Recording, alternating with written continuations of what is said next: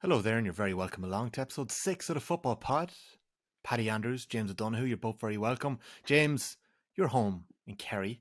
Paddy, that's a pasty yellow wall behind you.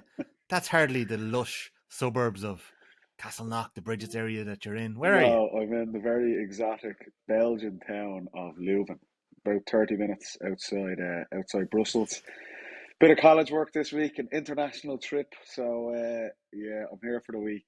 It's not the most exciting place in the world, I have to say. So for once, lads, In I'm Leuven. delighted to see both of you on a Monday evening, I have to say. In You must Leuven. be Is busy, it like Bruges, no? It's not even as nice as Bruges. In Bruges too. Bruges is about an hour away, so I might actually try and get out there and kill some time over the course of the week. No, it's And is it, reasonably basic tea, I have to say. okay, business or pleasure? Business, unfortunately. Not many Business, people are okay. going to Leuven on holidays. I would feel. I'm not. I feel like I'm That, doing Belgian tourism an injustice here, but I did not come here on holiday. No, definitely not. beer in Belgium. right, well, Paddy's... What? Belgian beer is supposed to be nice, isn't it?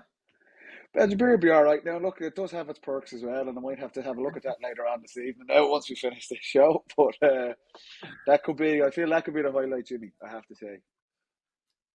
Fair play. Paddy, while you were in transit yesterday, you missed one of the early games, but you did manage to catch a bit of Dublin and Cork, so we'll be talking a bit about that in a little while. It was a cracking weekend of football across the board in the National Football Leagues. James O'Donoghue, you were doing your homework on Galway this week. You were doing a bit of a deep dive on Porrick Joyce's options, so we're going to get stuck into that in a little while. First off, though, something appeared in the Irish Independent this week, and Philly McMahon has given us good fodder for conversations and talking points over the last little while. Spilling the James, I'm not beans. sure if you saw this. Yeah.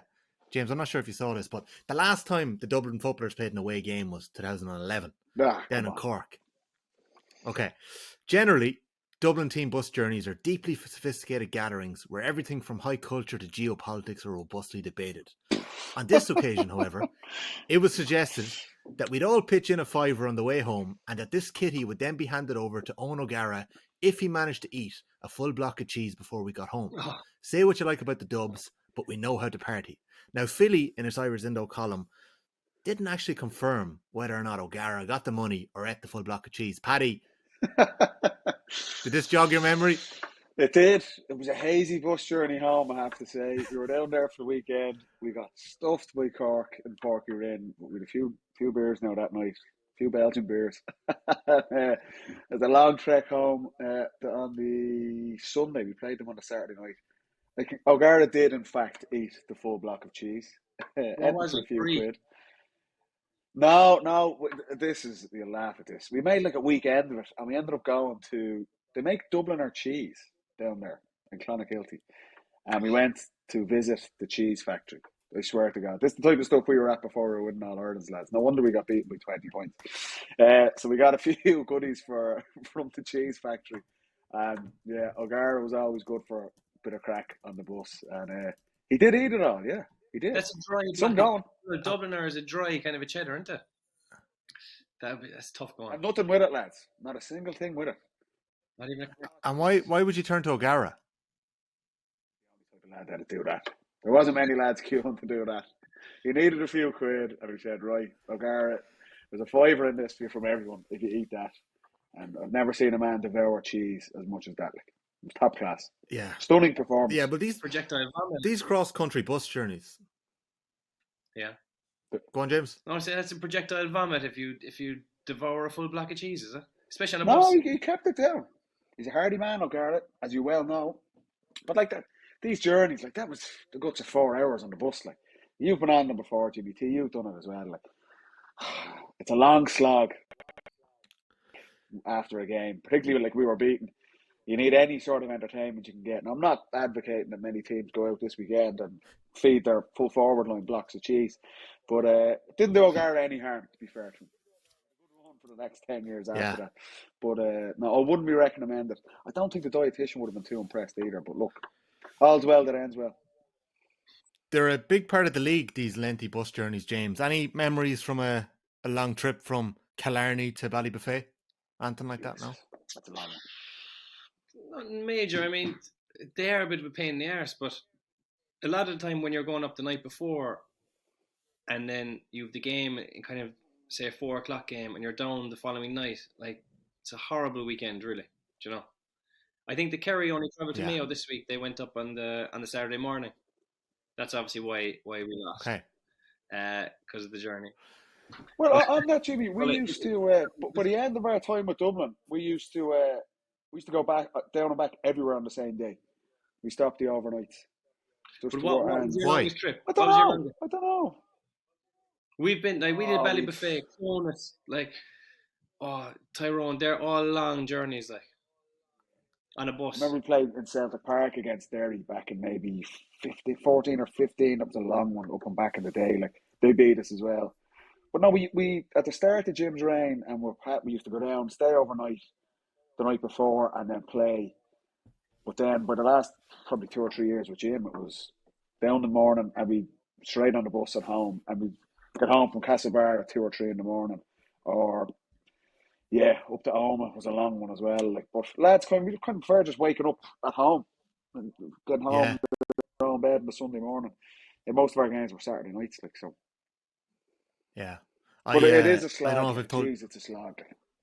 Well, we'd have to go. Yeah. Like we'd Do you know, go I up go. in the morning, like or the night before a championship match as well. Do you know, because you wouldn't be going Kerry Dublin morning of a championship match, so we'd be well used to overnight stays and bus journeys. Like they become Yeah. second nature after a while. And that was say I was driving from Killarney, right, to wherever we were going. There's some fellas travelling from Carsavine and Dingle. That's another hour and a half. Yeah, another hour, like, And yeah. it's not a bother Jesus. by them. They wouldn't even mention it. Like Hardy Who men. was your the expenses. Who was your roomie? Lads making a fortune. Who was I rooming with? Who was your roommate, James? Yeah. I suppose Lino, Jonathan Lyne was usually my roommate. I roomed with Barry John Keane a few times. They used to switch it up a bit. I Okay. don't think. Yeah, you didn't get to pick Jimmy, did you? They picked. So you go in and you take your card, and you'd see who was unlucky enough to draw you. Yeah. Okay. Well, we might see if we spark any more bus journey memories cross country. If anyone wants to get in touch with a few, I have no great ones. I just nearly got kicked off a couple of buses in college for opening up my tuna and sweet corn pasta in my younger years. So I learned very quickly not to do that one. Since we last recorded, boys, UCC won the Sigerson Cup. Jarlath Burns was announced as the new GA president, so that's to take place from next year, so we might come back to that again. There was a few little bits from Congress that came out that we might come back to, changes to disciplinary systems, a few tweaks to the minor grade. So we'll dig into that in a little while. But at the weekend, there was a number of games live on TV, so it was a feast of football that we got. Just to run through some of the results, Mayo 2-14, Kerry 1-10. We saw Mayo's attack in full flow in that first half. Frightening how good they looked. We'll come back to that in a little while. Even the impact that David Clifford had showed the levels, I suppose, that Kerry were off beforehand. So we might talk about if we learned that from that game. Keeping with the team of Connacht, Galway, 16 points against Tyrone, 13. James, we had a bit of a back and forth before this game. You thought Tyrone were set to win this one. I had a feeling Galway were going to do the job, but Galway did do the job. I couldn't make a strong case for Galway before the game. Since the game, I'm absolutely thrilled for Galway. They're a different animal altogether, but they were missing Finnerty, Walsh, Comer, Malloy, and Silk. Arguably 5 of their 7 best, and they still churn out a great performance and win. I think it says a lot about them. Yeah, 100%. We're going to come back to that now in a couple of minutes. The Rossies obviously flying high, 112 to 12 points. I want to hear, because I know James has a theory on this, what Armagh are missing. There was a couple of moments in that game that might give a clue. We're going to come back to that shortly. And we're going to call it what it is, the relegation playoff, essentially. Donegal and Monaghan, both of those teams needed to win.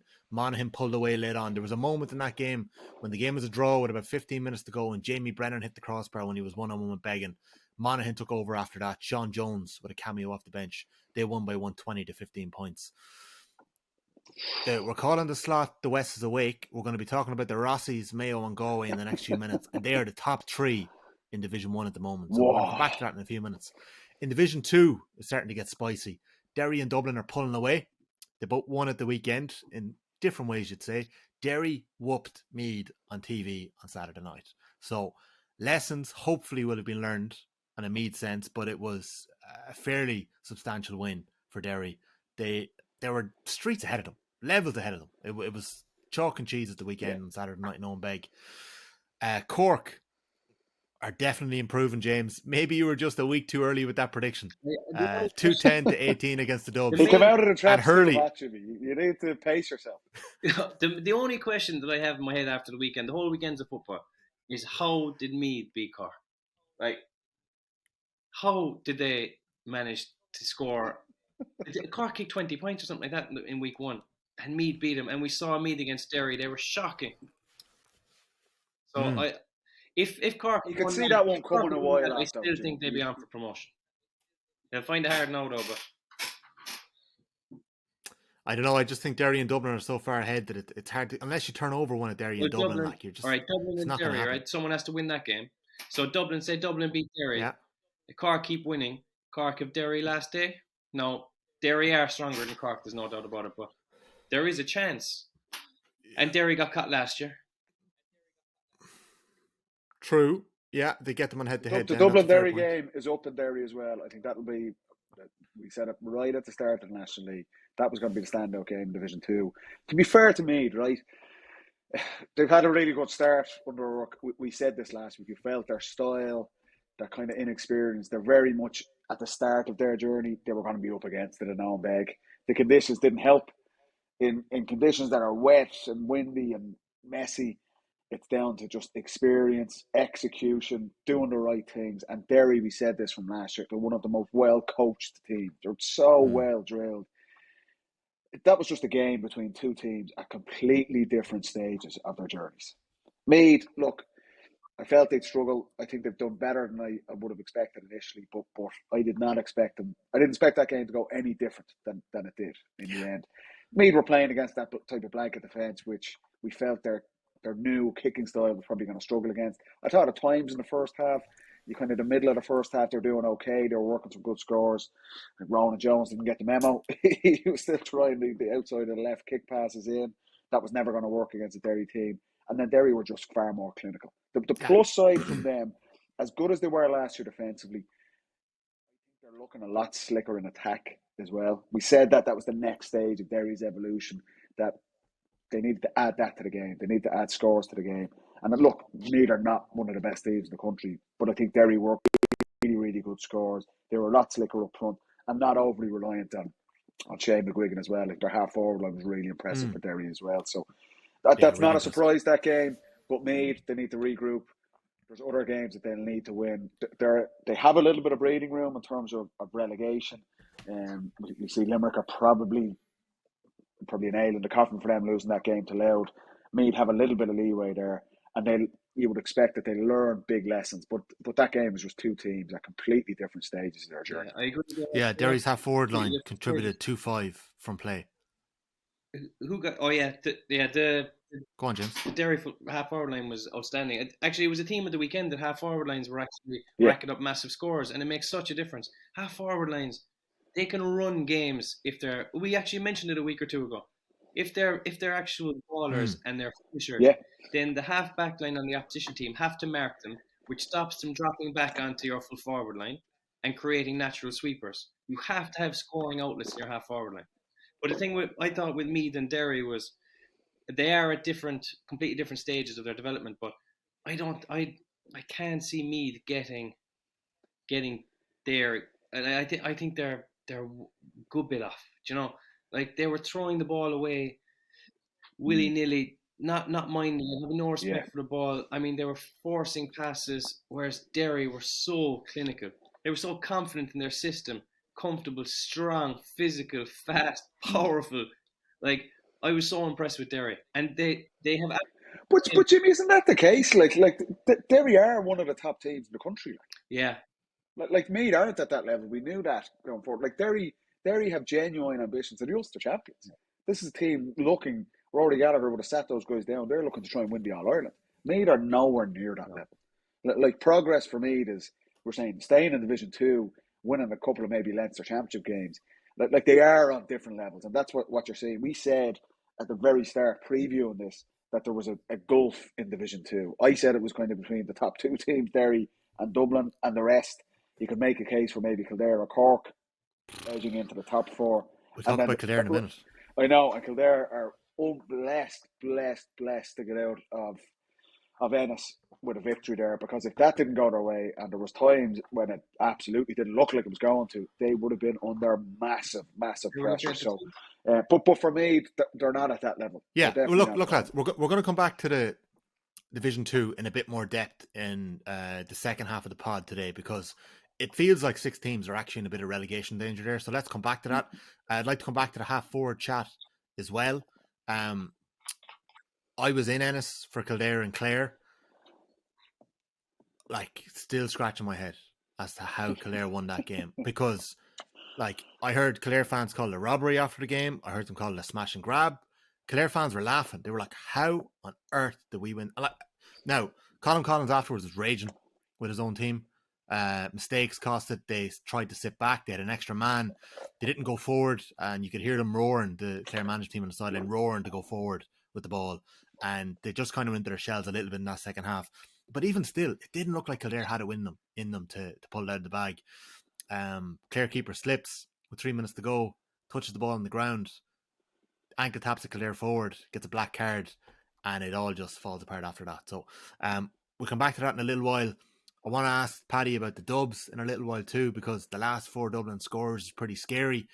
Brian Fenton, Con O'Callaghan, James McCarthy, Jack McCaffrey. They're the 4 last scores. Great to see, T. Great to see. I don't know about the rest of us. And then Samuel Roy was the difference between Louth and Limerick. And it had been a bottom of the table clash, but Louth are up to 4th now in scoring difference, in 5th in Division 2. So that's how quickly it can change. In Division 3, it's going from worse to worse for Tipperary.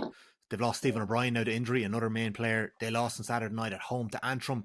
Big win for Andy McEntee, 119 to 14 points. Fermanagh and Down, unbelievable game. Fermanagh looked in complete control. Down took over with 10 minutes to go, raced into a 4 or 5 point lead. And Sean Quigley scored a last minute goal to edge them over the line. I'm not sure if you saw the highlights of this game, lads, but a clip went doing the rounds earlier on. Quigley, is 100% in the square when the ball comes into him. It did look questionable. It did look questionable. And whatever about the square ball decisions in the Cork-Dublin game, this one was last minute. Anyways, Cavan are doing the job in Division 3. 119 to 11 points against Longford. And Westmeath won the El Clasico in the Midlands. Late salvo from Kieran Martin got them over the line, 212 to 12 points. So we see Cavan and Westmeath in the top 2 spots there. Fermanagh and Down and Offaly are also on 4 points at Westmeath. And then it's Antrim on 2, Tip and Longford at the bottom. Oisin McConville got his first win as Wicklow boss. They beat London. Could have been a tricky tie on Saturday night by 7 points. Sligo bet Waterford by 9. Carlow lost late on to Laois. There was 3 fellas sent off in injury time of this game. So Billy Sheehan wasn't happy with his Laois charges, but they've got 1 3 from 3. Got to be happy with that. And Wexford edged over Leitrim in the last 5 minutes of that game. It was tit for tat the whole game. 4-point win for Wexford. Yeah, well, Wexford have been getting decent results so far in Division 4, and it'll be a disappointing result for Leitrim, but they're still joint. They're second. They're edging Sligo on score difference. So big games. Be fair to Laois, Tommy, as well. I was questioning them at the start of this campaign, but fair, they've got 3 from 3. They're in the driving seat to get back promoted. So look, some semblance of positivity around Laois after the first couple of weeks of the league, which is good for them. Yeah, in fairness, I think you were questioning how far they had slid. You know, it wasn't necessarily where they were right now. So. I don't think they should be. I don't think they should be a Division 4 team, but it just shows when things go wrong and you get into a bit of a rut and that negative momentum. We speak about positive momentum in the National League is such a massive thing, but Laois had that for the last couple of years. But they're doing the job. They're doing what's being asked of them, and they're getting the wins on the sheet. So absolutely, look, they're not far off securing promotion now anyway. So that's good news for them, one of the Leinster teams. You are listening to episode 6 of the Football Pod with Paddy Andrews and James O'Donoghue. It's brought to you every week by AIB, proud sponsor of the Senior Football Championship. Check out hashtag the toughest for more. We're going to be back right after this, talking about the west of Ireland and why Connacht is the most important province this year. All right, you're very welcome back to episode 6 of the Football Pod with Paddy Andrews and James O'Donoghue. The West is awake. And lads, the Connacht Championship starts 7 days after the leagues finish this year. So the league finals are on April 1st and 2nd. And the Connacht Championship, the Connacht quarterfinals begin the following Saturday and Sunday. Ooh. So we're going to see Mayo and Roscommon on the Sunday. We're going to see New York Leitrim and London Sligo, I'd imagine, on the Saturday to kick off the championship. And there's going to be an Ulster game as well on that day too. So it's crazy how quickly these leagues or the championship and the league is going to overlap here. So my question to begin with is that when James Horan writes in his Irish Examiner column on a Saturday that Mayo's level of conditioning is already at championship level, are you buying it? Was that Saturday morning? No, it was Saturday evening after they had whooped Kerry, the reigning All-Ireland champions. I think they've done a lot of work. You can see that. You can see, you always get that sense in the first couple of league games. They've definitely done more than Kerry. We said this. Kerry were going to be slow through the National League. This is not a surprise. You kind of backed that Mayo would win that game in Castlebar. Probably not as convincingly as they did. But this is the thing with the way the season has gone. And we spoke with this on previous pods, myself and Jimmy, that there was times, certainly with Dublin, that we do a real block of championship training after the league, that you get into it in April or May as you lead into the provincial championships. But the sense of, like, Mayo have a massive, we said it last year, a game against Galway and Castlebar in the first game of the Connacht Championship could make or break their season, and it ended up breaking their season, that they were beaten at Castlebar, and they never really recovered from that. Whereas if you look now, teams are flying it, but they're straight into championship. So the time, the window you used to have of kind of timing your run a little bit later in the season, it is new. It is new. The teams are flying fit at this stage of the season, and they can nearly go the whole way through to an All-Ireland final in July in the hope that they don't burn out. But if you're in the Mayo dressing room, you're Kevin McStay, you've got to be looking, going, okay, we want to go to league campaign. We have to be ready for basically the second week of April. It's a massive championship. I mean, you look at Roscommon, what Davy Burke is doing there. Both teams seem to be in that space, that headspace, where they're not blowing teams away.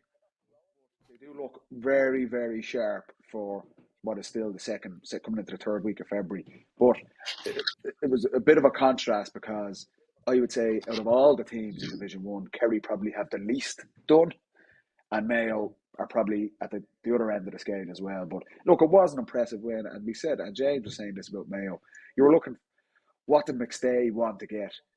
He needs more scorers. He needs more depth. And Jordan Flynn, I'm not saying he's going to be shooting the lights out every week, but they do need a bit more depth, and not to be just relying on Ryan O'Donoghue and Killian O'Connor to kick frees. That's not going to be enough to win the biggest game. So I'm sure the impact Aidan O'Shea is having is positive. We spoke about that last week. But someone like Jordan Flynn coming up from the half-forward line or coming from deep in midfield and kicking 4 points from play, it was music to the ears for Kevin McStay after patchy performances in both their games against Galway and against Armagh. That was as a completed performance. And yeah, maybe conditioning plays a part in it, but I'm sure Kerry will learn a hell of a lot from that game as well. James, were you alarmed by how far off the teams looked at the weekend? I was and I wasn't. I mean, like, before the Donegal game, which is Kerry's first National League game, there was a lot of question marks about Kerry. Kind of, look, they've won the All-Ireland, they've enjoyed themselves, they've had the holiday, they've had good club runs, a lot of them, so they're going to be given time off. David Moran retired. We got to kind of the first league game, and we're kind of saying, right, we'll probably lose that one, and maybe one or two others at the start of the league. But you're going to have your strong fellas coming back in after that. So I think that has now happened. They've lost those two, Donegal and Mayo. They beat Monaghan. But now it's time. Jack is going to twist the knife now. He's going to be like, lads, we need to up it now and start winning. It's about winning. Because Jack does not like losing. He won't care if they're missing Shawnee Shea, David Clifford, this fella, that fella. In his head now, he needs a win. So I think that Kerry are going to come out of the blocks against Armagh next week, under the lights in Tralee, and up it. But they're offered physically, they're offered skills, and they're down a few very important players, so they're in a tough spot. And the thing is, when you're coming in as a second, kind of your second in that position, or maybe even third in the line, it's nice to be playing, say as a corner forward, it's nice to be playing with 3 or 4 other regular starters. But at the moment, they're kind of isolated there because they have no senior fella. Maybe Paddy was there all right the weekend, but he looked a little bit rusty, maybe a little bit tired. But I mean, they're coming in there and they're really fighting a battle almost alone, so it's difficult for them. But I think that Jack will Yeah, get Shawnee back into team this week, get David back in, and I think that they'll be in a stronger position. yeah. Only 5 starters started on Saturday night in Castlebar that played against Galway in the All-Ireland final last year. So that just shows you the difference, I suppose. And Mayo fans will say they haven't got their full string team out yet, but they are, like, McStay has enough there to add in a couple of Bob Pluhy's getting a chance. McBrien and Brickenin are getting their chance. Colin Maurice is starting in goals. He's showing a bit of something. There's something slightly different there in goals. Maybe they need something fresh there. Mayo's ability to generate these hard-running, quick, line-breaking halfbacks, it's ridiculous. Like, it's like in Football Manager when, your top striker in 2028 might retire and you just get this regen in your youth academy. It just comes up out of nowhere. Same Colombian profile. It's just the stats add it back in. It's like they've done it with Vaughan and Keegan, and we're seeing it now in the likes of Hessian and Rory Bricken. They are very good at producing kind of half-line players, but Jordan Flynn, like if Jordan Flynn can keep that form from half forward, it's going to give them some boost, because that's where they need the scores. They need scores from 10, 11, 12. They can't be relying on Ryan O'Donoghue and maybe Conroy if he comes back into team. And Aidan Shea, as we said, is going to seriously help those inside players, but he's not going to chip scores himself probably, or he's not going to chip enough. So can that be enough? 12. Can that be enough though? If he takes the pressure off, 100%. Do you know, like, if he takes it, is that enough for O'Shea? That's an unbelievable job to have done. Honestly, as a corner forward, sometimes all you want is a fella to win the ball for you and dish it. And then you're thinking, if I get 2 possessions off him, probably 2 scoring chances. Do you know? So if you're kind of working your way into the team, right, and the ball is handed to you in front of the goal in an important moment, right? You haven't even won the ball yourself, but you're just there to finish it. In your head after that important moment of the game, you're 5 times better player. Just by some fella winning the ball, giving it to you, and you putting it in the net, mentally and in your confidence has gone through the roof. So, like, if Aidan can do that for a couple of those Mayo forwards, it's honestly season changing. It's a big thing, Tommy. We spoke about it. It's about finding balance in your forward line. That you don't need to have 6 guys or unbelievable shooters, or you need to have a bit of variety in there. What Aidan O'Shea, a full forward, does is he frees up, like what James is saying. He takes focus of a defence. That every team that Mayo play, the opposing defenders have to have some sort of plan for how to deal with Aidan O'Shea. There's going to be direct ball in. There's going to be runners off him. So that immediately just frees up. Just the focus from the opposing defenders is drawn towards O'Shea. That frees up space for Ryan O'Donoghue, for James Carr, for Cillian O'Connor, or whoever it is. But I couldn't agree more with having a scoring threat from further out the pitch. It's very difficult. Again, we're talking about what are Mayo's goals? Are they kind of looking just to win a provincial championship? They might get away with what they've had today. They're talking about winning the All-Ireland. You need to have that threat from out the pitch as well. And look, Jordan Flynn has done really well today, even clipping a couple of scores against Armagh the previous week. I'm not saying he's going to be the answer every week, this kick 3 or 4 points, but that gives Mayo an extra layer to their threat up front. And that's been, whether you like it or not, that's been an Achilles heel for them. Their forward unit at the highest level has not delivered and has come up short. So having Aidan O'Shea gives a different dimension. Having a fit Ryan O'Donoghue, a fit Cillian O'Connor, hopefully Tommy Conroy gets back in time for championship. But then having a scoring threat where someone can clip 2 or 3 points from half forward away, like Kevin McLaughlin used to do for them. Like, they're all positives. And I'm sure, look, Kevin McStay knows this. The Mayo supporter, the man on the street, can see what the issue had been with Mayo over the last number of years. So in terms of a Saturday night for them, what a positive development. But again, just taking it into account of that is not the Kerry you're going to play in the championship. Again, we kind of expected that from Kerry as well. And I agree with James's point as well. For young lads or for newer guys getting a go on the team, it is very difficult to do that when more than half the team is new. And then we spoke about it with Dublin a couple of weeks ago, that their kind of plan, you'll see a lot of their main guys playing and maybe 1 or 2 guys dotted in. It's a lot easier to make an impression and to fit into that team when you've got the more established guys with them. So I don't think it will be any surprise that we see Shawnee Shea, David Clifford all in from the start for Kerry. And look, that's what we called. Once you got to the end of February, start of March, teams are going to start ramping it up. And I think Kerry are definitely going to have to do that now from this weekend. last question on Mayo, because we're going to move into Galway and Roscommon next. A fella like James Carr, Horan described him as mercurial at times in his Is column. mercurial a good thing? Would you ever like to be described as mercurial by a coach? Well, that's my question, because like you can't describe him as, you know, like some of the Derry footballers, you might have been able to throw a slight at them 10 years ago. They're good in the league, because sometimes league football suits certain players, right? I know it's not, but like, and Carr isn't a flash in the pan because he's done these incredible things. Like his goal against Galway has 10 million views on Twitter alone. Do you know, like that championship goal a couple of years ago? 3 points from play in every match, the most boring points from the top of the D, getting into those positions. I think, and I'd say any manager would like to have that over mercurial flashes of brilliance, because it's just not reliable and it's not consistent enough. My question is, can somebody who is mercurial, from your experience, can a mercurial young fella, now he's 25 this summer, can he transform himself into that consistent robotic beast that you're looking for, that can deliver time after time for you? I think that's what McStay is going to be working for, and he's given him a go. And we said, lots of guys in the Mayo forward line the last couple of years, it was Aidan Ormes in 1 week, then it's James Carr himself. There's a lot of chopping and changing. They seem to be saying, sit them down, we're going to give you the whole National League here. We're going to give you 7 games to go out there and nearly play yourself into form or not. And you get a sense there's probably a bit of pressure on them there.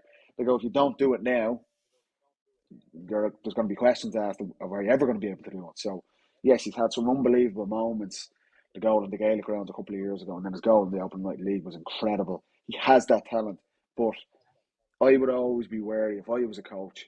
Mercurial is great for the clip every now and then, but if I'm in the full forward line, I love a guy who wins ball in front, is switched on for opposing kickouts, works hard, and clips 2-3 points from play every week. Very boring stuff, but I think that would be more valuable for Kevin McStay and for Mayo this year. And we'll see. Like, he is still relatively young, 25. I know he's been around a couple of years, but he seems to be getting a prolonged go at this.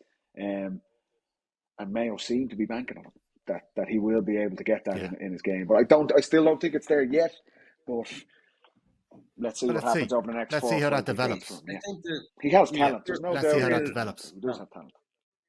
I think that mercurial is another almost word for incredibly frustrating for a manager. Do you know, when you see him produce these moments and then he kind of switches off, because you'd see, even when you're a young fella, right, you might score a goal or something and you're nearly tapping yourself on the back then for 5 or 10 minutes, you're gone completely out of the game because you're thinking about, Jesus, that was brilliant. You know, like it kind of is. Jimmy, were you mercurial at any stage in your career? Did I what? Was I mercurial? No, I never got that.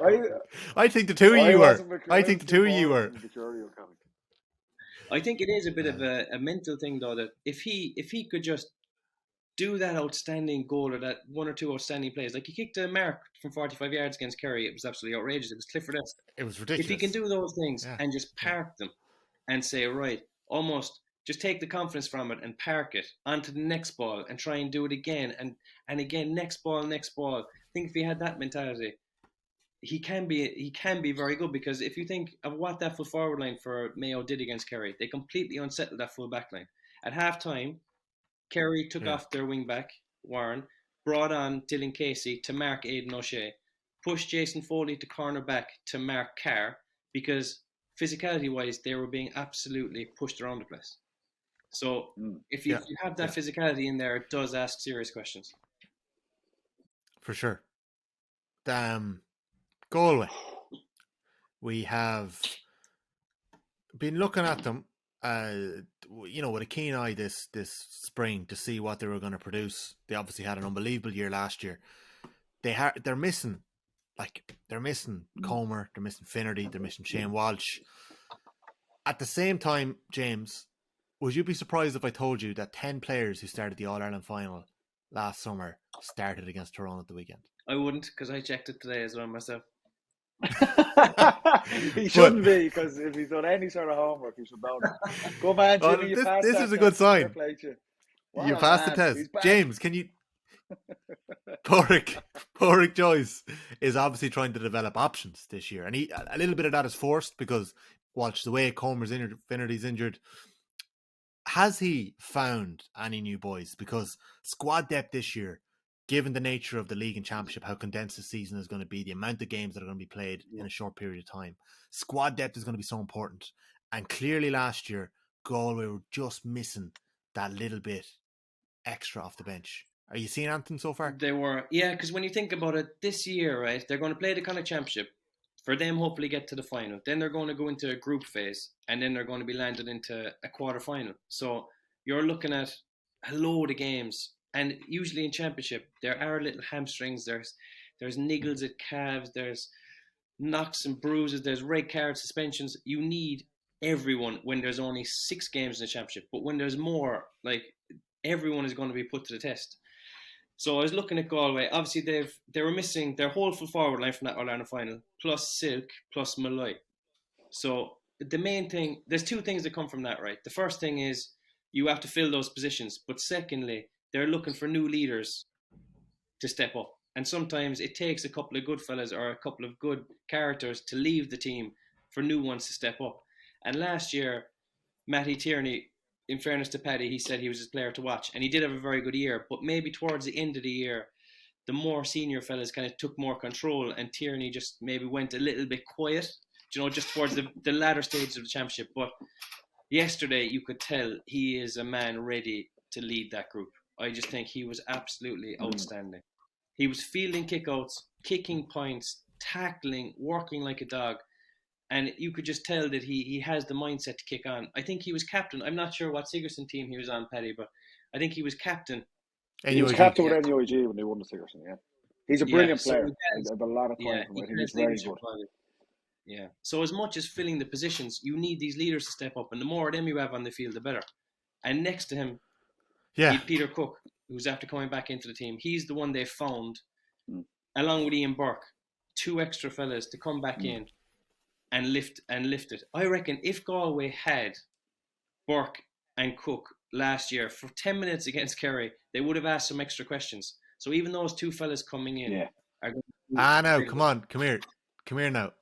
What do you mean by extra questions? Because there was very little in that All-Ireland final in the end. Well, there was 4 but they lose down the stretch, Tommy. They lose 4-0 down the stretch in that All-Ireland final. Jen Walsh kind of nearly runs out of gas. Yeah, look, if they had those guys last year, great. It's kind of hypothetical, but they might have been a little bit closer. Yeah. But for Galway, like I said, the next stage for them was getting that bit of depth. That was ultimately, they were just a bit short in the All-Ireland final. And it's interesting, like maybe you're right, maybe you're onto something, Jimmy, with the likes of Comer and Walsh missing, that Matty Tierney nearly feels like he has to step up. He's nearly, those injuries and their absences nearly forced him to, along with Killian McDade, I suppose, to try and lead Galway through this. Because that's, for Pádraig Joyce, like you said at the start of the National League campaign, they're going to be without your 3 main scorers, really. That's a big ask for them. I expect them to have a good National League and they're going to be up against it. I was impressed with them in Castlebar. They probably should have won that game on the opening night. But then to lose Comer, Walsh has obviously been away since the club stuff, and lose Finnerty as well. That was a big win for Galway to get over the line there. And having that little bit of extra depth, that does push Galway another rung up, I suppose. But it was a big win for Pádraig Joyce, considering the circumstances around the injuries they have with the team. For sure. Some of the other players, James, that have emerged this year, Owen Kelly, a younger brother of Paul and Sean, who's had he's a younger brother, I'm not sure if he's a younger brother, but he's been in the States on a basketball scholarship. He's only actually really picked up football again since he came home during COVID. So he's been playing cornerback, had a couple of man-marking jobs over the last little while. Daniel O'Flaherty seems to have slotted into wing-back. Anyone else stand out? It was the regulars after that for me, because like Conroy was absolutely outstanding against Tyrone. He was honestly fantastic. Kicking points, catching kickouts, and Sean Kelly, I thought, really drove him as well. So, like, as much as you kind of say, right, we need 30 fellas, you don't. You probably need 22 fellas. Do you remember we spoke? I think it was in season 1 we were on about the Irish rugby team, and they were saying they need 50 caps to be completely settled in the role going into a World Cup. However many minutes you can get, fellas, get them on the field, get them used to playing with everyone. Just get them settled in the group. And they only need your 22 or 3 then. That's all they need. So I think that if they improve their leadership just from outside of Walsh and Comer, fit in the new fellas nice and handy, and keep on the trajectory they're going, I think they're going to be very dangerous. But the only thing is about the result against Tyrone, right? I wouldn't read into the actual performance that much, because I'd say it was on the softest field that was ever put out there. There was wind and rain. That place always looks tragic. That place. Yeah, it did. But it's going to be a very different game in February to July or June or July. So Galway were very clever. They put on their middle eight were absolutely massive. They put Owen Finnerty into the full forward line as well, alongside Paddy Kelly. So they had big fellas all over the place, and they just out physicality'd Tyrone, which was impressive. Do you expect Peter Cook to start come championship? Because just the manner in which he stroked over that point he's effortless. 100%. 100% he's going to start. His vision, his tackling, his size, his physique. 100% to start. He's a smart player. He's very smart. He's that experience as well. And I think he could be a massive addition to complement their more established marquee guys like Walsh and Comer. But let's go where you expect them to be right in the mix. Absolutely. And even with the injuries now, I still think they're going to have a massive say on how the Sam Maguire goes. They started Patrick Kelly 10 in the All-Ireland final last year, and they played him inside yesterday. So I think that I'm not sure where he will be playing or where he wants to play, but I think that 10 spot is probably up for grabs nearly. Say if they've Tierney 12, that 10 spot could be Cook, depending on what they do with McDade. And I'd still be thinking they'll have the same full forward line. They're going to have Walsh, Comer and Finnerty if they can. Finnerty. But even if you look at that, Jimmy, you look at the way, like, Gleeson probably doesn't fancy short kickouts too much. He goes long, and you've got Cook, McDade, Conroy, and Tierney across the middle of the pitch. I mean, you're hard up to get four bigger men and more athletic players than that. They win that kick out, and that's a fast transition, like bread and butter up to the likes of Shane Walsh and Damien Comer as well. So I think he's a massive, massive plus for them. I'm intrigued to see them when they get their full deck back. It's just a matter of forward choices, as frustrated as anyone, of getting those guys back sooner rather than later. Yeah, for with sure. Sean Kelly as well. In the live show we had last year, and Michael Meehan was on about whether Kelly would mark Clifford or not. And we were saying he has to mark him, and he was saying it's going to take away from his game going forward. And we were kind of thinking, I was thinking, it's not taking that much away, you know. And after the couple of games I've seen him this year, he is an animal going forward. He is. You can't. Yeah. Brilliant goal. Andy Moran would have spoke about it a lot, keeping an eye on Galway players coming up when he was finishing up at Mayo. He would have spoke a lot about the link play that Sean Kelly can add. And that was when Kelly was playing cornerback when he was just breaking through initially. Now he's fullback. Yeah, I thought he was outstanding. Come the end of the game against Tyrone, he was up breaking tackles, kicking points, just breaking lines. He's a very good player, yeah. Like, in terms, like, we'll tip on Armagh in a while, I think, but that's exactly what Armagh are missing. Someone to come up and just break a line and get fouled or chip a handy point. That's what they're missing. Galway have it in abundance, so. Let's move over to the Hyde, because I think it's time to put a bit of respect on the Rossies. Top of the table. The Invincibles. Roscommon. The Invincibles, yeah. They're just, whatever about the atmosphere, the ferocious nature of the Hyde, the way the wind swirls, they just can't be beaten at the minute. Roscommon are playing Monaghan away in Clonus next. We've got Donegal are hosting Galway. Mayo have Tyrone at home again, and Kerry are bringing Armagh down. I don't know whether it's in Killarney or Tralee. I'd say it's in Tralee if they want to. It's in Tralee. There you go. So, Roscommon lads, Davy Burke has come in. He's got Mark McHugh with him. He's got Jerry McGowan as a coach, who would have been in Clare for a couple of years, a Sligo native. He's got Mark McHugh from Donegal as a selector and a coach for him as well. What's Burke doing differently here, or are we just seeing a manager kind of getting a bit of a bounce here, that he's challenging the players, that all the Roscommon lads are forced to fight tooth and nail for their position at the minute? What are we seeing in Roscommon? Well, to be fair, and I'll eat a bit of humble pie here, because I have labelled the Rossies as a yo-yo team over the last number of years, which they were, but To be fair, I think the Baggies. I think calling them the yeah, Baggies, the West West Brom, was what Brom, annoyed the them West really. Brom or Like, the West Coast. yeah. Not every team is getting a new manager belts team. So I think that might Yeah. even be a bit of. I understand where you're coming from, but not every team is getting that bounce. And there's teams, new coaches come in, and it hasn't gone well over the first couple of weeks in a number of divisions. But for Davy Burke, who was probably late coming into the role, for the Rossies, the most impressive thing with it, they've ground out their 3 victories. They've been tight games.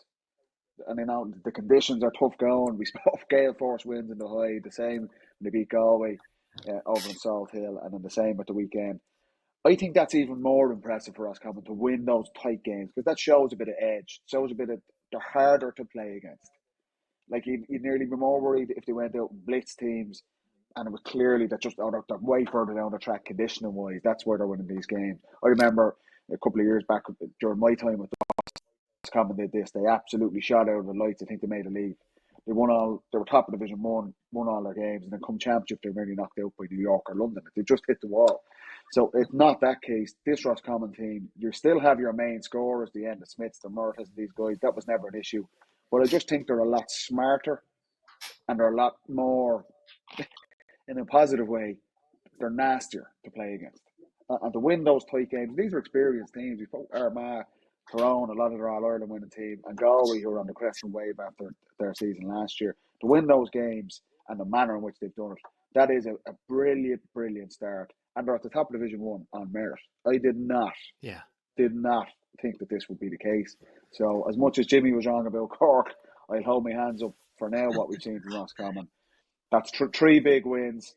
But we'll see. Again, it's still early days in the season. Should be secure in Division 1 now, but Davy Burke and those guys, they're going to have an eye on that game against Mayo in April to kick off the championship. I think they're safe. I think they would have been safe in 14 of the last 15 years in Division 1. With 6 points. Yeah, probably. They're... Yeah, I think they're safe. And let me just ask you this before we move on to Armagh. When the likes of Mayo... It's 20 years in Division 1 now, they'll be. When the likes of Roscommon, Mayo and Armagh are playing Championship, Armagh are playing Antrim, a Division 3 side, 2 Division 1 sides and Connacht up against each other 7 days after the league finals, and they are 3 of the top 4 teams at the minute in the league. Is there going to be can you actually just say, do you know what, lads, I'm not saying they're going to throw matches, but is there going to be an element of, we don't really want to be playing on the first Sunday in April in the league final? We saw it last year with Galway and Roscommon, bit of a kind of shadow boxing going on. Are we going to see it this year? That was 3 weeks they were playing Championship. Galway. It's insane the way it is this year. I don't know what you do. Playing a week after, yeah. That's probably not ideal. I know we spoke to James Horn about this when he came on the pod, and that league final went poorly for them. And that was probably just a different Mayo where they were as a team, that just didn't work out for them. But I'd say, look, if you were a coach of those teams playing Division 1 game on the Sunday, and the Rossies are in it, and they're playing Mayo the following week, I don't think they'd fancy that. All the sports scientists pulling their hair out saying, no. It's interesting. Agree. Yeah, 7 days later, like. I definitely agree if it's a dead rubber, but if Roscommon or Mayo or Galway, like if they have a chance to win a national title, I don't think they'll turn their nose up to. Definitely not Roscommon. If they were to win Division 1, yeah. No, it's a lot. Do you think, Jimmy, even if they're playing the championship the following week, 7 days later? It's like in England where they have the FA Cup versus the Premier League kind of debate. Like, what would you rather win? Would you rather win something or just qualify for the Champions League kind of thing in England? It's the same here. Roscommon are never going to win the All-Ireland. If they can get their hands on silverware and Division 1 title, that would be an incredibly successful year. Don't raise your eyebrows, Tommy. Roscommon are not going to win the All-Ireland. Like, I'm not. They've won 3 games. Credit to them, but let's. Yeah, I'm still not getting overly carried away. No. You can say that. You can say that without me raising my eyebrows. That's true. So I don't think many teams. Once you're in the hunt for the final, I think they'll go for it until they can't win it, and then it might be a case of yeah. I would have that question as well, and I know we're speculating here, and it's a long way off, but a Division 1 league title to Roscommon may be worth a little bit more than and I'm just going to say it, a Connacht Championship title. They have a couple of them in the back locker already, and it doesn't matter. You actually, if you lose that first game to Mayo, the way this season works out, you might be at a bit of an advantage because you don't play for another 4 or 5 weeks. You're guaranteed to be in a round robin. 3 of the 4 teams in your group in the round robin are going to get into the preliminary quarterfinal or the quarterfinal. So actually only 4 teams, because you're in Division 1, only 4 teams are going to be knocked out after those 4 group games after the provincial series. So does it really matter if you don't win the provincials? Probably not. And they have a good chance of getting back into a different group that New York, London or Leitrim are going to be. Yeah. So yeah. It's a strange old setup that we have this year. And I was doing a bit of digging into it earlier on. If Armagh go on and get to the Ulster final and they finish runners up in their group in the provincial in the series after the provincials, Armagh will have to play 12 games to get to an All-Ireland final. Galway can play 8 games to get to an All-Ireland final. So we just don't seem to be able to create a straight forward. That would be knocking on the head yet. At least let us get one season and see what it looks like first before throwing it under the bus completely. Okay. Let's move on then. Roscommon's forward, I think. Roscommon's forwards, we're seeing the likes of Ben O'Carroll a bit. Conor Cox comes off the bench. Lads, we saw 2 incidents in that game. Jason Duffy is bearing down on goal. What a block. It's another one. He's got Murnan and he's got Grugan to his right, and he doesn't slip it. Now, I actually think it's more criminal a little later. Conor Cox is bearing through on goal, and I can't remember for the life of me who's going off his left shoulder. It's the wing forward, Dolan, I think. And Cox takes a little shot, the Rafferty saves, and he gets a bit of kudos for it. How much trouble would you get in a Dublin or Kerry dressing room if you didn't slip it to the back post? Collie Bascale did it yesterday for Dublin in the last play as well. Shocker. You would be under pressure. That's what I would say. And that is, if you're taking that shot, by Jesus, you better score it. But if you take the wrong option and you miss, and there's lads inside you, that's a tough. That will be played. Those clips will be played at training in those grounds on Tuesday night. And you just got to take it on the chin because you've done the wrong thing there. Yeah. James, as a man who scored, I think, 18 championship goals, were you beyond reproach if you took a snapshot? No one's beyond reproach. No. Would you get a wee slap on the wrist? If you're going to do something, even if it's the wrong decision, if it goes over, you can at least say, look, we got a point. Get out of there. Do you know? Like Cox's one was saved and they ended up going down the field. That's a double whammy. Yeah. Vasquez kicked it wide. That's bad. But at least if you take the wrong option, don't go for the goal, but it goes over the bar, you're saved some bit. If you're going to do something, just do it with conviction and do it right. And then you can have some argument. But sometimes I do have an issue, right, with running down on goal and slipping it. I must say I'm not the biggest fan. If you looked at, we did it morning, noon and night in Kerry training for a while, right? And do you remember back to the Kerry Tyrone game in 21? And Gainey is one of the best finishers in the country. But we trained so much to just hand pass it and tap it in, hand pass and tap it in. He picked up the ball just outside the square, a simple tap in. He would have got a goal. He'd nearly been on for man of the match. He'd have been flying. He'd have kicked 6 more points after. He tried to hand pass it to Stephen O'Brien. And Stephen was in the square and put it in, and the goal was disallowed. Like, you can get into those kind of habits. Sometimes, if it's on and you're good enough, stick it in the back of the net. And don't question anything. That's sometimes I feel beyond reproach. I think you can. Yeah, no, I think that's fair, and we'll come back to that. We'll see if that trend develops a little bit more. Also, Tommy, I've spoken to goalies about this, right? If you're running through on goal, right, in the middle of the goal, and there's a fella to your right and a fella to your left, you have to hand pass it to him with a good pass. His hands have to be right, and then he has to score from an angle. Whereas if you're in the middle of the goal, why don't you just put it in the bottom corner? Fair. I think that's. I think there's an argument to be made there. You were always very hungry now, Jimmy. You'd never pass anyway. So. Yeah, so I could miss it myself. That used to be the saying down in Kerry. I kick away myself, but not. I don't know. I think that it sometimes just have a bit of quality and put it in the corner rather than blaming the wrong decision. Yeah. Okay. I like that. More quality. We'll back that for the forwards. Let's just move on briefly to Division 2. We've spoken about the relegation dangers there quite a bit over the last couple of weeks. I watched the game in real time. I saw Clare get dragged into that relegation battle at the weekend. I'm not saying they would have been safe, but Kildare would have been in big trouble, and you would have been committing a team to 3 defeats from 3 if Clare had held on at the weekend. They weren't ruthless enough. I haven't seen the highlights yet. We're recording before the highlights come out in TG4 tonight, but I've no idea how a free was given against Pierce Lillis when he made a block at the last kick of the game. A 14-yard free was given. There could have been a hand on from another defender. But Kildare lads, I don't know whether they're going through some sort of insane training regime. I don't know whether some lads just aren't tuned in. They were just bananas how poor they were for a good chunk of that game. Kevin Feely started and had a big impact. And this is a fella who ruptured ligaments in his ankle about 8 months ago, and he's rehabbed his way back. Daniel Flynn comes on. He does not look fit, and he looked to be levels above the rest of the Kildare boys. And he just about dragged him over the line alongside Neil Flynn. I'd still be worried about Kildare.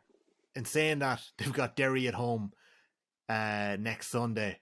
And Paddy, would you be surprised if Newbridge had been turned into a fortress again and they turned over Derry? If you were going at it, Tommy, with the what we've seen from Kildare here today, you would say that would be a cracking game and Kildare would fancy their chances, but they've just been so poor. So poor. Like I watched them in person in Croke Park on the open night. I didn't think they were bad. Looking, that was just a poor game all around. I don't think Dublin were particularly good that night either. But the worrying thing was the manner of the defeat we said 2 weeks ago to Cork and Newbridge. And you're right, like if they, by all accounts, they probably should have lost that game in Ennis yesterday. And if they did, they're stranded at the bottom with Limerick on 0 points, and they're Derry, one of the top teams in the division, coming to town next week.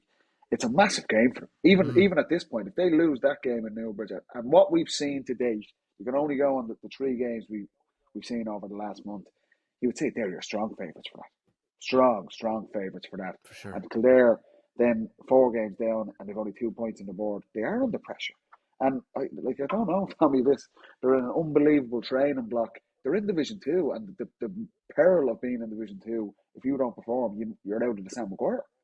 Do you know what I mean? So it's one thing talking about Mayo and the Rossi's been in training and been flying fit in Division 1, but for Kildare, Division 2 was so important this year. They can't afford to be throwing games. And we don't know for certain, but there does seem they are just not at the races so far this season, and that is not a good sign. We said this is a shorter season. You need to get momentum and you need to get it quick. And they've got to win out of Ennis, and maybe that might be the thing. I'm sure they'll have their clear the air meetings and all that good stuff. The old Tyrone School of Thought having a clear the air meeting every week. They need to do something before Derry come to Newbridge, because if they play at that level again, they're in for a long afternoon. For sure. Big games in Division 2 next weekend. Clare in Dublin to take on the Dubs in Croke Park. Kildare hosts Derry. Good man, Paddy. Meath hosts Louth and Navan. Yeah. That's a big one. If Meath can get back to winning ways, they'll put a bit of daylight between themselves and the rest in that relegation battle. And Cork take on Limerick. So if it goes with form and Cork continue that trend, they'll put themselves ahead of the pack as well. So big games. Clare and Kildare upset the odds. It'll get interesting. But that if it all goes to form this weekend in Division 2, it's going to start getting tighter and tighter down there at the bottom. And in Division 3, we've got Offaly up against Cavan. So Cavan are 3 for 3 so far. Offaly lost the weekend to Westmeath. Down are playing Westmeath. That'll be a cracking game. Antrim up against Fermanagh. That'll be an interesting one too. And basement clash between Longford and Tipperary. Both teams looking for their first wins. And in Division 4, London take on Sligo. That's a home game for London. That's going to be a tricky one for Tony McEntee. Sligo. Waterford face Wicklow. Waterford looking for their first win. They didn't win last year either. Leitrim take on Carlow. At home, Park Sean McDermott at Carlow have had a good league so far. 3 points. Don't sleep on them. They're 6th in Division 4. But they could be in the mix come the end of it. They're doing very well this year. And Laois take on Wicklow, which would be another interesting game. So, lads, it's a hectic time in the calendar. We're flat out between podcasts here. Paddy, you might be back home next week. We're back on Friday. I'll be in Croke on Saturday night to watch the Dubs against Clare. I expect it to be an absolutely soulless affair with about 10,000 people there. But it'll be better crack than Leuven, I feel. So looking forward to that. But mainly, it was great as a Dublin supporter to see, you mentioned it earlier on, seeing a couple of those guys, Oh, seeing yes. a couple of Sorry. those guys back. Yeah. It was a brilliant game, I thought. It just shows when you get a bit of good weather and you're playing on a nice pitch, you can still get very entertaining, free-flowing National League games. And I thought seeing Jack and James McCarthy and these guys coming on and kicking a couple of scores at the end of the game. Dublin weren't probably wasn't their best performance by any means, and they looked to tighten things up around the back in particular. But the big takeaway for Dublin is getting those guys back on the pitch. And Jack, I think we need to be patient with him. He's been away a long time, but the cameo we got from him yesterday was brilliant to see. You could see the reaction on Twitter. Even non-Dubs were, I wouldn't say maybe not happy to see him back, but I think it's good for the game to see a player as exciting as that. And that score he gets where he just burns through three guys, you're like, magic. It was magic. I was wondering, was it the boots? The boots, like, was it the boots that were the making him orange look as boots quick? as well. They had at least a couple of miles an hour for speed. But McCarthy as well to come back, getting in a couple of rows, kicking a point. Brilliant. Great to see. And Dublin They needed did. it. They really needed the two boys. They did, most certainly. James, it got me thinking at the weekend, especially when we saw the impact of Conor McManus and Darren Hughes went off the bench for Monaghan. That's two boys who were 36, and you're looking at Jack McCaffrey now 2 years out of the game. If we were to do an experiment and send Paddy Andrews and James O'Donoghue back to I can't even football, get out of this chair, Tommy. Never mind, get back on the pitch. How would you boys look in comparison to how you left it? Would you be able to get back the way Jack McCaffrey's got back, James? No. Don't answer that question, Jimmy. Don't answer that. How many yards of pace do you think you've lost, Paddy? I had pace in the first place, Tommy, so I wouldn't. I was never overly reliant on my pace, but I just.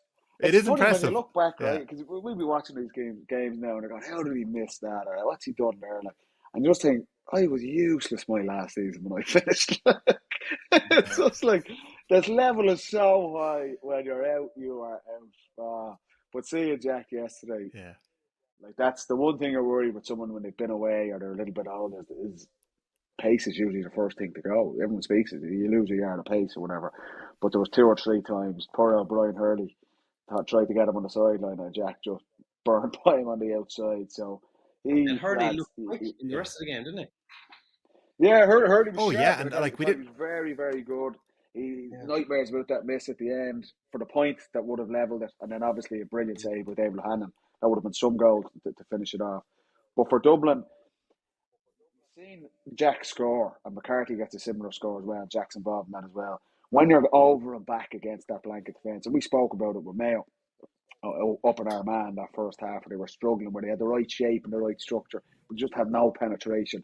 That is what McCaffrey and McCarthy, they've been doing it for 10 years. They can just break the lines, and it just opens up everything. He does it similar for Con O'Callaghan. Con actually gets blocked, but having that injection of pace, it's just such a weapon. It's an unbelievable weapon to have. And for Dublin, it's not their. I don't think they've set the world on fire in their 3 games to date. But getting these guys back on the pitch and looking good, that's a huge positive for Dublin fans. And for Desi Farrell, there's no 2 ways about it. That's the takeaway for them from the weekend. It's mad though, isn't it? That like McCaffrey is obviously top quality now, like one of the best of the generation. But the difference that he can make after 2 years out to just slap back in, even just contribute a point, like the difference. He's a legend. He's a legend, Jimmy. Yeah, but I just think it's unbelievable weapon he said to have. But to slip back in is so impressive. But even, like, we're still waiting on, I don't want to be blowing our own trumpet, but we're still waiting on Mannion to come back as well. And the difference he can add into that we're talking about different dimensions to attacks. And, if teams are sitting back, McCaffrey, you have that punch coming through. You put Mannion back in there with Con O'Callaghan inside, and you can start launching balls in there as well. So it was brilliant news for Dublin, the team, and for supporters when the 2 guys announced they're coming back. So it's good to see Jack back there, and the body looks good, and he has a lot of pizzazz. And fingers crossed, we see Paul Mannion in the next couple of weeks too. Maybe if me and Jimmy, if we wore orange boots, Jimmy, we could have got another year out of it. But I think we made the right call. I think we might have to make a 3rd tier of intercounty football if we bring the 2E back. Qualified for the but you know what? Exactly. A couple of years yet, lads. A lot of talk about squad depth and discovering new players if Desi Farrell manages to emerge from this league with Jack McCaffrey and Paul Mannion, I had him as it'll my be player to watch, T. I did say that. two good discoveries. You did, I did. Paddy. You did. Paddy, go enjoy I'm going to Leuven. have to have a few James O'Donoghue. Belgian beers here, lads. Wish me luck. What could go wrong? We are looking forward to next weekend's football. James, it's Kerry Armagh Saturday night. It's Mayo Tyrone as well on TG Carr. So Kerry Armagh and RTE. On Sunday, we'll have an early dose of Galway, Donegal and TG Carr. That's at 12:30. And Kildare and Derry will be on the BBC iPlayer as well. So 4 good games that are going to be on TV next weekend. Lads, it's been a pleasure. We'll leave it at that. Thanks very much, James. Thanks, Tommy. Cheers, Paddy. Gents.